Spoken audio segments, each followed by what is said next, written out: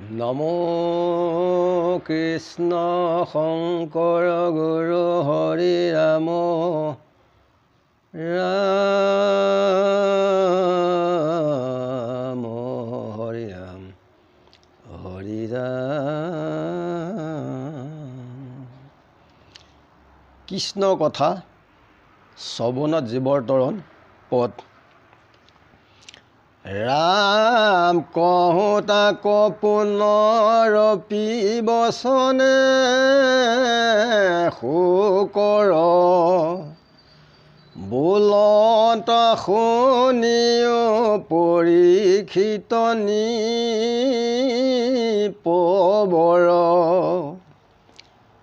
দাবানল তুল্য তিনিটা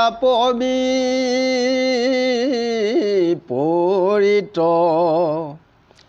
জীৱ কদ গধ আতি কৰে পতিনিত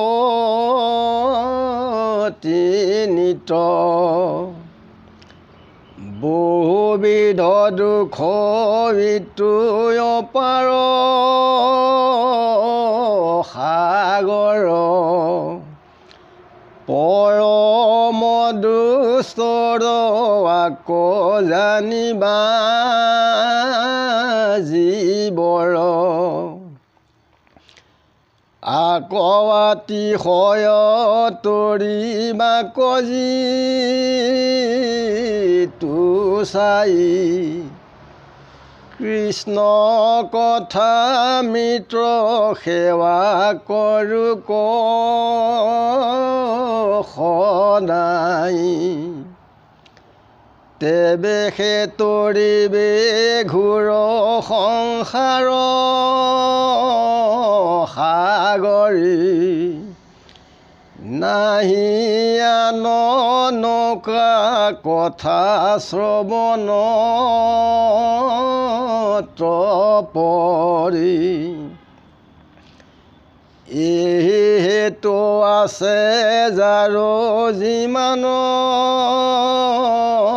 শকতি শুনিও ক মাধৱৰ চৰিত্ৰ সম্প্ৰতি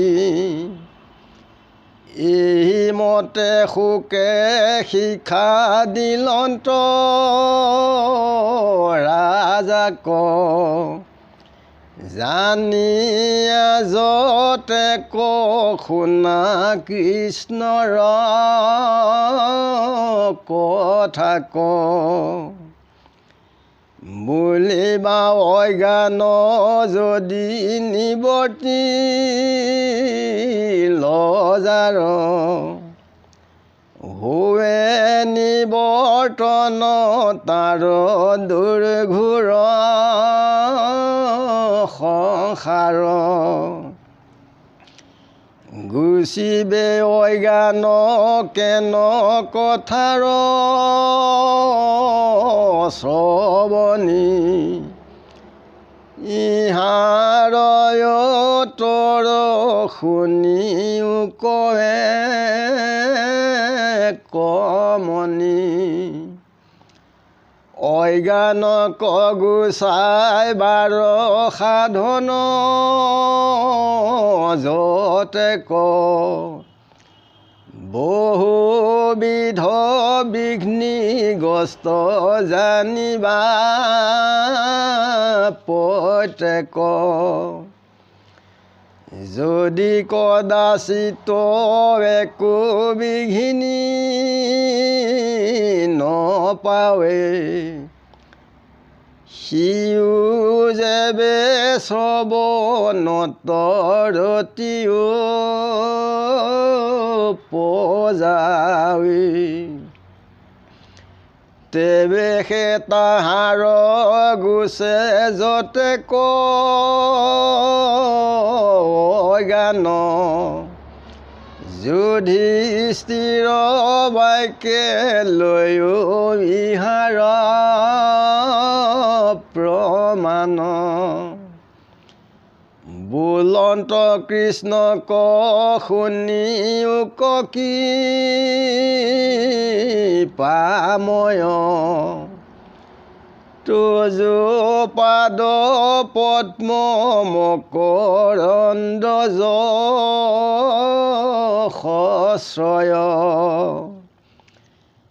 মহাজন মন হন্তে মুখে বাজয়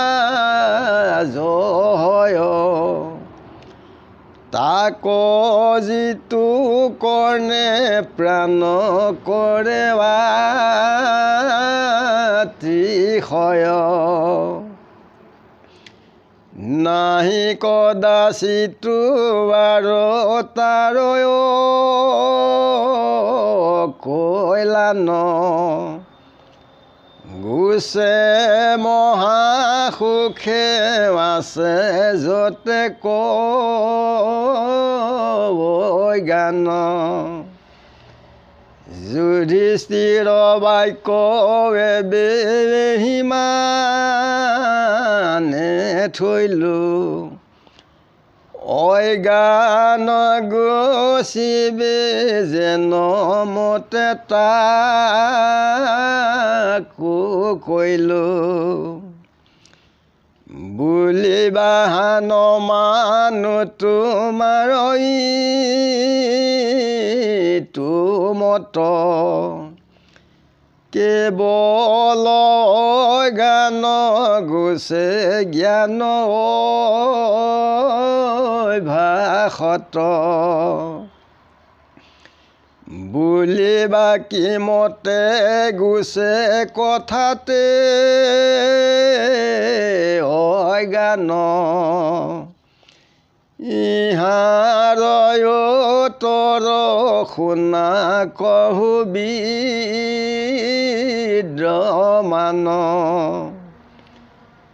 নিৰ্মল মনত হুৱে জ্ঞানৰ উদয়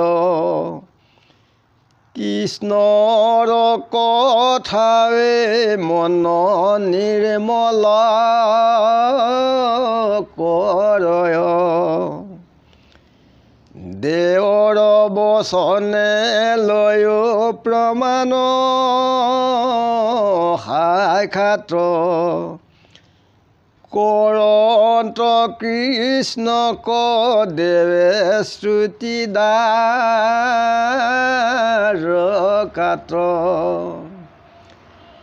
কীৰ্তঞ্জলি বোলন্ত শুনিও দামোদৰ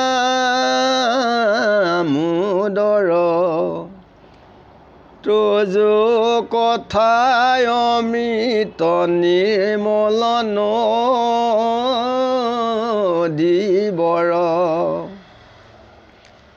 পাদুদক গংগা তিনি জগতে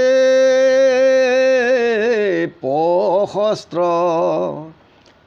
তলৈ কৰ পাপ দুয়ো হৰয় সমস্ত কীৰ্তি নদী সেৱা কৰে কৰ্ণে মহাৰংগী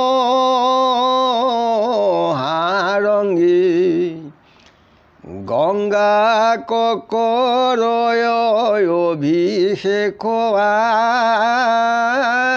আংগে সাংগী এই মতে দয় তীৰ্থ উপাসী মহন্তি বাহিৰে ভিতৰে সুধি হয় কান্তি অনায়াসে তৰে ইটো দুৰ্ঘোৰ সংসাৰ এহি মানে থৈলো সুদেৱৰ বচনক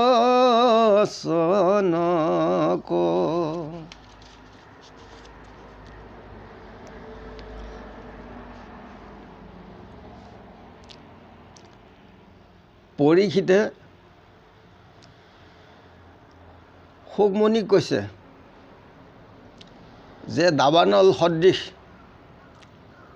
তিনি তাপেৰে আমাৰ মনুষ্য লোকক সৰ্বক্ষণে পীড়া কৰি আছে। পুত্ৰ ভাৰ্যাৰ ধন এই তিনি তাপত জীৱ সৰ্বক্ষণে দগ্ধ হৈ আছে। ইয়াত বহুত দুখ সুখ, ইয়াত কোনো পাৰ নাই। ইয়াৰ তৰিবৰ কাৰণে কেৱল ঈশ্বৰ কৃষ্ণৰ বাক্যৰ অমৃত, তেখেতৰ চৰণ পদ্মত সেৱা কৰি তেখেতৰ নাম আমি সদায় প্ৰাণ কৰিব লাগে। তেতিয়া এই দুৰ্ঘোৰ সংসাৰৰ পৰা অচিৰে শ্ৰৱণ কৰিলেই উদ্ধাৰ হয়। আমাৰ শৰীৰটো হৈছে নৌকা, দেহগোট নৌকা ভৱ তৰণৰ সাৰ, উপদেশ গুৰু ভৈলা ইহাৰ কাণ্ডাৰ, বায়ুৰূপে সহায় ভন্ত নাৰায়ণ, চপা অন্ত তাক জড়িত ইচ্ছা তাৰ মন, এতেকে উপায় নৰে পাই আছে সাক্ষাৎ, নভজি ঈশ্বৰ তাংক কৰে আত্মঘাত। যে ঈশ্বৰক নাজানি পেলাই কি কৈছে? আত্মঘাত কৰা নিচিনা হৈছে। যে কৃষ্ণৰ নাম গুণ এই কথাখিনি পৰীক্ষিতে শুকক কৈ আছে যে অজ্ঞানবিলাক আমাৰ কেনেকৈ শৰীৰৰ পৰা আঁতৰিব। যে ইয়াৰ শ্ৰৱণৰ ইয়াৰ উত্তৰটো দিছে যে অজ্ঞান গুচাবলৈ হ'লে বহুত কষ্ট কৰিব লাগে। যিবিলাক আমাৰ মনৰ মায়া মোহ এইবিলাক আঁতৰাবলৈ বৰ কষ্ট। কেৱল ঈশ্বৰ কৃষ্ণৰ নাম গুণ শ্ৰৱণতহে আমাৰ শৰীৰৰ যিবিলাক বেয়া আচৰণ দুচৰিত্ৰৰ এই অজ্ঞানবিলাক নাইকিয়া হয়। যে কৃষ্ণৰ ইয়াৰ প্ৰমাণটো দিছে যে কৃষ্ণৰ পাদপদ্মৰ মকৰন্দ ৰস মহন্তৰ মুখত শুনিলে যি সৰ্বক্ষণে শুনে তাৰ এই সংসাৰত কোনো অকল্যাণ নাই। আৰু যিমানবিলাক অজ্ঞান আছে এইবিলাক নাইকিয়া হয় আৰু মহাসুখ আহি উপস্থিত হয়।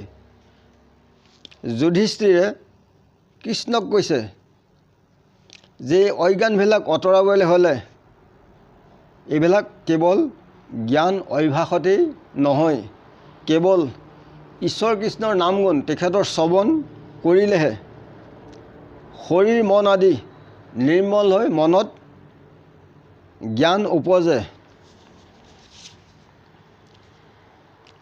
যে গীতাঞ্জলি কৰি দেৱতাসকলে কৈছে যে আপোনাৰ কথাৰ অমৃত যি নিৰ্মল নদী পাদোদকত সকলো প্ৰবৃত্ত হয় স্বৰ্গ মধ্য পাতাল। যে কীৰ্তি নদী সেৱা কৰি মহন্তসকলে বাহিৰে ভিতৰে পবিত্ৰ হয়। যে অনায়াসে এই দুৰ্ঘোৰ সংসাৰৰ পৰা তেখেতসকল অচিৰে উদ্ধাৰ হ'ব পাৰে। শুনে কৃষ্ণ কথা যিটো মহন্ত সংগত, কৰ্ণ পথে হৰিতাৰ হুন্ত অন্তৰ্গত, আছে দুৰ্বাসনা যত অনাদি জন্মৰ, কৰন্ত সবাক দূৰ দেৱ দামোদৰ। যে ঈশ্বৰ কৃষ্ণৰ নাম গুণ মহন্তৰ সংগত শুনিলে কি হয়? কৰ্ণপথে আমাৰ শৰীৰৰ যিবিলাক উপৰি জন্ম আৰু বৰ্তমান যিবিলাক দুৰ্বাসনা পাপৰ মল অনাদি জন্মৰ এই বাসনাবিলাক সকলোবিলাক নাইকিয়া হয়। তেখেতে হৃদয়ত থাকি সকলো দূৰ কৰে। সেইকাৰণে ঈশ্বৰ কৃষ্ণত আশ্ৰয় হৈ তেখেতৰ নাম গুণ শ্ৰৱণ কৰিলেই সকলো মনুষ্য লোকৰ কল্যাণ হয়। ইমানতে আমি ৰাখিছোঁ। গুৰু কৃষ্ণ কৃষ্ণ হৰি হৃদয়ানন্দ ৰাম ৰাম ৰাম ৰাম কৃষ্ণ কৃষ্ণ কৃষ্ণ।